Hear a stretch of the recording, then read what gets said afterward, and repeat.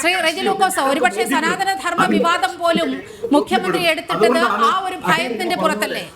കൈരളിയും please റെജിയിലേക്ക് ഒന്ന് പോകട്ടെ, സമയം പോകുന്നു, അതുകൊണ്ടാണ്. ഈ ചർച്ചയില് ഏറ്റവും പ്രസക്തമായ കാര്യങ്ങളോട് ഷാക്കിർ പറഞ്ഞു. ചൊവ്വാഴ്ച ദിവസങ്ങളിൽ പാണക്കാട് നാനാജാതി മത്സരം പരാതി പറയാൻ അവിടെ വരും. അതിലൊരാളെ ഉള്ളൂ PV അൻവർ എന്നാണ് അദ്ദേഹം വിമർശിച്ചത്. ആ ബോൾഡായ നിലപാടിനെ UDF പ്രവേശനത്തിന് PV അൻവർ പാണക്കാട് കയറി ഇറങ്ങിയതിനാകുമ്പോൾ എതിരെ അദ്ദേഹം ശബ്ദിച്ചതിനെ ഞാൻ അദ്ദേഹത്തിന് അഭിനന്ദിക്കുക. ആ തന്റെ ഷാക്കിർ കാണിച്ചു.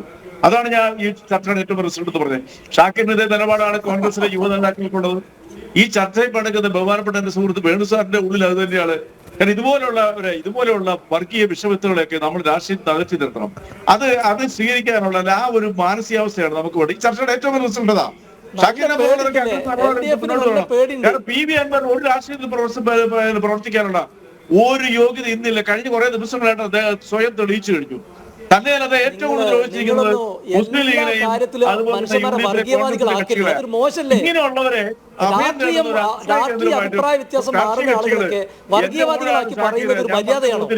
അസഹിഷ്ണുത. എനിക്ക് ഈ ചർച്ചയുടെ ഏറ്റവും വലിയ റിസൾട്ട് എന്ന് പറഞ്ഞതാ. ഈ ചർച്ച കേൾക്കുന്ന മുഴുവൻ ആളുകൾക്കും ചൊവ്വാഴ്ച ദിവസം മരുന്ന് കൂട്ടത്തിൽ വന്ന ഒരാളാണ് അടച്ചിട്ട് മുറിയിരുന്ന് സംസാരിച്ചില്ല എന്നൊക്കെ താങ്കൾ പറയുന്നതിനെ ഞാൻ അഭിനന്ദിക്കുകയാണ്. അങ്ങനെ നിലപാടെടുക്കൂ, ആ തന്റെടം കാണിക്കൂ. അതാണ് കേരളത്തിന് ഇപ്പൊ ആവശ്യം. ലീഗിനെ നിലപാട് തന്നെയാണെന്നുള്ള ഈ ചർച്ചയിലൂടെ തന്നെ പ്രഖ്യാപിച്ചു കഴിഞ്ഞു. ഇതിനാണ് പറയുന്നത് അൻവർ എന്ന് പറയുന്നത് അപ്രസക്തരാണെന്നും കൂടെ കൂട്ടാൻ കൊള്ളാത്ത ആളാന്നുള്ളവരും നിങ്ങൾക്കൊക്കെ അറിയാം. കാരണം നിങ്ങൾക്കൊക്കെ രാഷ്ട്രീയ നിലപാടുള്ളവരാ. അത് ലീഗ് ആയാലും കോൺഗ്രസ് ആയാലും CPM ആയാലും. അതുകൊണ്ട് ഈ ചർച്ചയുടെ ഏറ്റവും വലിയ റിസൾട്ട് അതാണ്. I really appreciate you from my heart. Shri Yuvraj Gokul, ഒന്ന് കൺക്ലൂഡ് ചെയ്യാം. അതായത് മുന്നണിയിൽ ഒന്നാമനായി മുസ്ലിം ലീഗ് മാറുകയാണ്, കേരളത്തിന്റെ രാഷ്ട്രീയം മറ്റൊരു രീതിയിലേക്ക് പറിച്ചു നടപ്പെടുകയാണ്. അല്ല, അത് തീർച്ചയായിട്ടും ഇപ്പോൾ തന്നെ കോൺഗ്രസും ലീഗും തമ്മിൽ വെറും 5 സീറ്റിൻ്റെ വ്യത്യാസം മാത്രമേ ഉള്ളൂ. ആ UDF മുന്നണിക്കകത്ത് സ്വന്തം അസ്തിത്വവും സ്വന്തമായി നിലനിൽപ്പുമുള്ള ഒരു രാഷ്ട്രീയ പാർട്ടി ഉണ്ടെന്നുണ്ടെങ്കിൽ അത് ലീഗ് മാത്രമേ ഉള്ളൂ എന്നുള്ള അവസ്ഥയിലേക്ക് അത് പോയിക്കൊണ്ടിരിക്കുകയാണ്.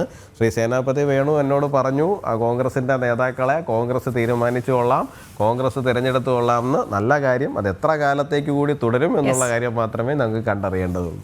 കോൺഗ്രസ് ICUവിലേക്ക് പോകുമോ എന്ന് കണ്ടറിയാം. UDFിലെ ഒന്നാമനായി മുസ്ലിം ലീഗ് മാറുകയാണ്. UDFിലെ കോൺഗ്രസ് മേധാവിത്വം തീരുകയാണ്. ഹൈക്കമാൻഡ് പാണക്കാടോ എന്ന ചോദ്യമാണ് ജന ഡിബേറ്റ് ഉയർത്തിയത്.